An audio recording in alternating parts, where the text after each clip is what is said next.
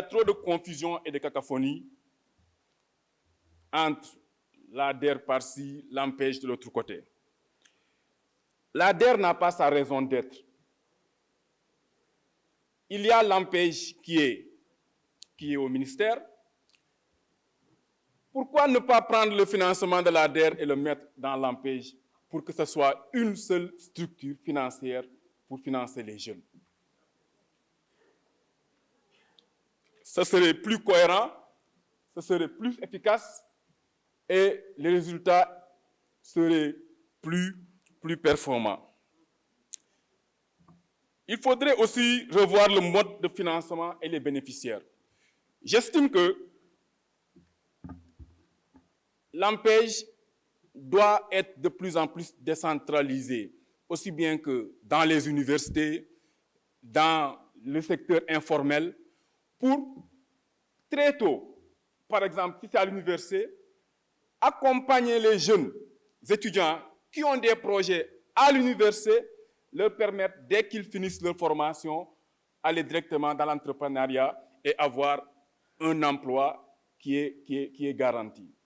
Je crois que si on cible les bénéficiaires de nos financements, on aurait plus de résultats escomptés. Mais le mode de financement et les cibles, lorsqu'on fait des appels et qu'on demande aux jeunes qui veulent avoir des financements d'aller à l'ANPEJ déposer des dossiers, il y a des jeunes qui n'ont pas besoin du financement pour le projet, qui ne sont pas en réalité des nécessiteux, mais qui vont bénéficier des projets pour en faire autre chose. Il urge de vraiment réorienter les bénéficiaires et de faire une approche dans les universités. Je crois que financer les projets, c'est bien. Mais à mon avis, il est mieux de financer même, dans le cadre des étudiants, il est mieux de financer des études.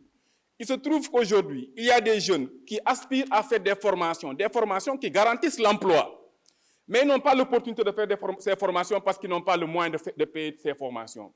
Pourquoi pas que l'ANPEJ puisse accompagner ces jeunes à faire ces formations qui garantissent l'emploi. Une fois que les étudiants finissent leur formation et qu'ils ont leur emploi, qu'ils puissent rembourser. Cet accompagnement aussi n'existe pas malheureusement.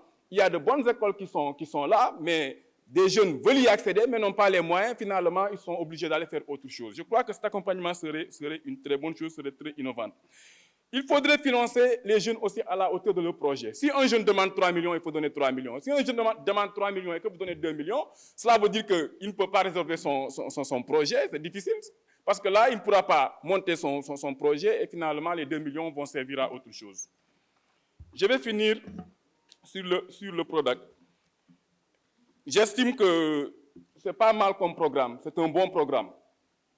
Mais là où je ne comprends pas, c'est que Ziguinchor, qui est une région très propice à l'agriculture, ne puisse pas avoir de product. Au moment où on va mettre beaucoup d'argent pour avoir de l'eau à Nioro ou bien à Sangalkam, à Ziguinchor, avec peu de moyens, on peut avoir beaucoup d'espace, on peut mettre peu de moyens, avoir accès facilement à l'eau, la terre est propice. Donc je ne comprends pas vraiment pourquoi on va dépenser beaucoup d'argent dans les zones arides où il pleut rarement, et laisser Ziguinchor, qui est une zone quand même très propice à l'agriculture. Je vous remercie.